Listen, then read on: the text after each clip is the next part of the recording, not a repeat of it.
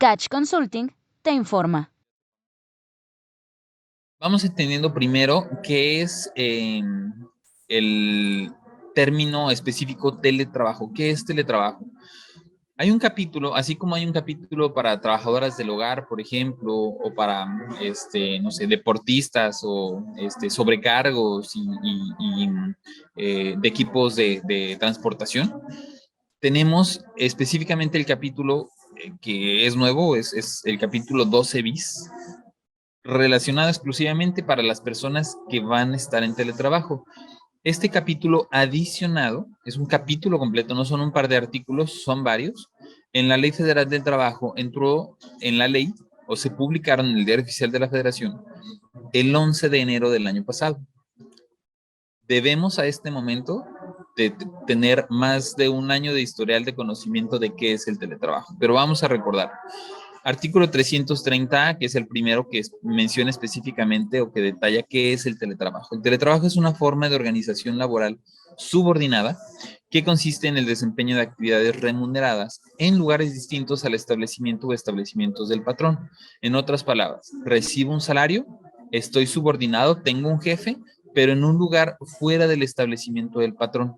Yo no necesariamente estoy en la planta, yo no necesariamente estoy en el banco, yo no necesariamente estoy en la oficina del centro financiero o corporativo particular, por lo que no se requiere la presencia física de la persona trabajadora bajo la modalidad de teletrabajo en el centro de trabajo, utilizando primordialmente las tecnologías de información y comunicación para el contacto y mando entre la persona trabajadora bajo la modalidad de teletrabajo y el patrón.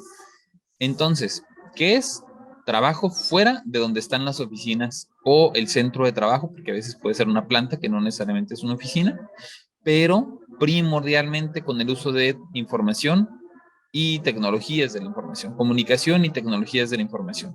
La persona trabajadora bajo la modalidad de teletrabajo será quien preste sus servicios personal, remunerado y subordinado. Son los tres elementos de siempre para establecer que existe una relación de trabajo en un lugar distinto a las instalaciones de la empresa o fuente del trabajo.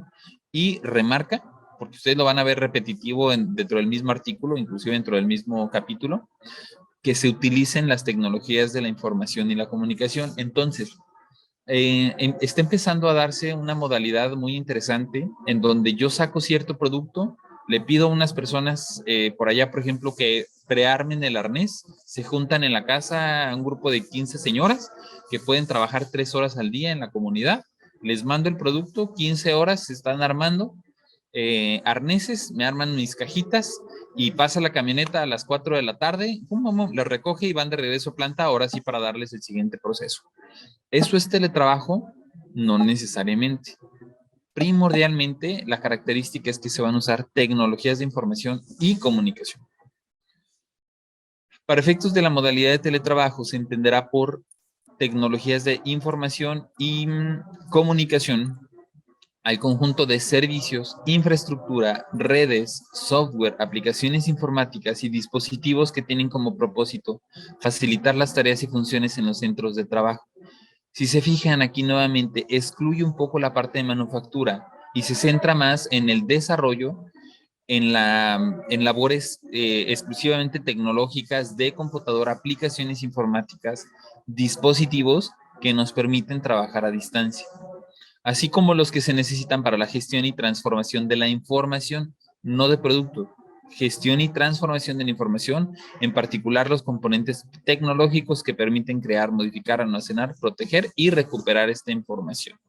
Si yo me encargo, por ejemplo, de programar SAP para mi planta, muy bien, sí, puedes tener las características de un teletrabajo a distancia. Si yo me encargo de hacer este preensamble eh, o de elaborar primordialmente materia prima o hacer un pretrabajo, entonces no necesariamente estará abarcado por el teletrabajo. Es importante empezar a marcar ahorita porque entonces, oye, y a estas señoras yo les voy a tener que estar pagando la luz porque les estoy mandando las cajitas para que las prearmen allá, no necesariamente en manufactura. Pero el ingeniero de proyectos ahora realmente ya está más en casa que por acá. Acá nomás viene como para hacer algunas pruebas y validar. Y a él probablemente sí, porque sí utiliza componentes tecnológicos. Se regirán por las disposiciones del presente capítulo de las relaciones laborales que se desarrollen más del 40% del tiempo en el domicilio de la persona trabajadora, bajo la modalidad de teletrabajo o en el domicilio elegido por esta. Este es otro elemento muy importante para saber cuándo sí es teletrabajo. 40% del tiempo, más del 40% de tiempo tengo que estar fuera. Si yo tengo una jornada de lunes a viernes, 5 días a la semana, 20% cada día, oye, yo trabajo lunes, miércoles y viernes en planta, martes y jueves desde casa. Y eso tiene que ser además constante. Lunes, miércoles y viernes o 2 días a la semana. Yo elijo 2 días a la semana desde casa. 40% no aplica. ¿Por qué? Porque trabajo 40%. 41 en adelante, más del 40%, entonces ya puede ser, vamos, en lugar de ser 3 días en planta, 2 días en casa, que sea al revés.